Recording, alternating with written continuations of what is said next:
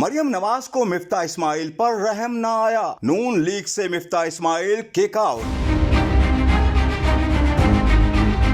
شاہ Muhammad Shah party عہدے سے فارغ۔